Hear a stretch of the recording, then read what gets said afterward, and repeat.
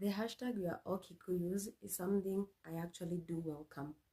For me, it's not just a hashtag, it's a reality that I have lived through, and to some extent, almost a nightmare.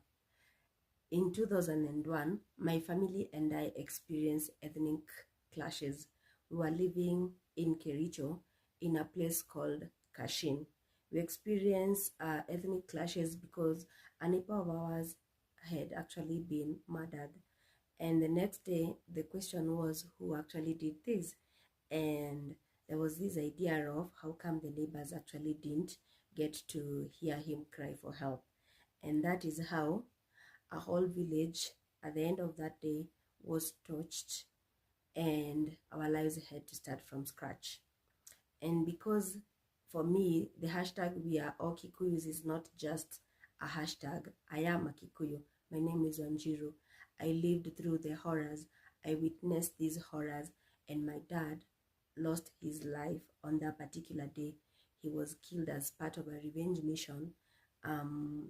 As part of a revenge mission, because we were neighbors and we were supposed to have had this man cry for help.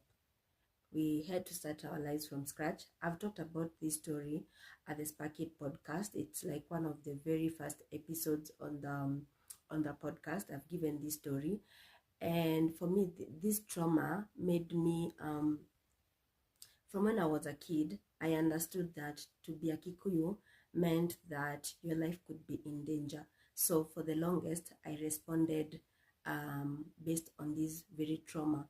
And for the longest also, I didn't use my second name, Wanjiru, because I felt like being a Kikuyu meant I was stereotyped. Because I mean, after all, that's how we were selected to, go through this, whatever. Yes.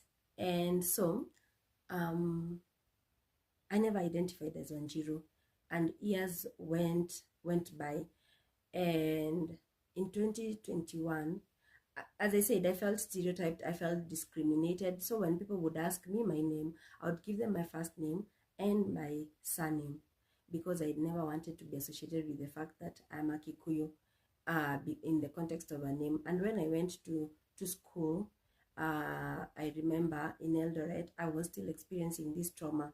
And when people would insist on asking for my second name, I'll tell them, but mimi name Kenya.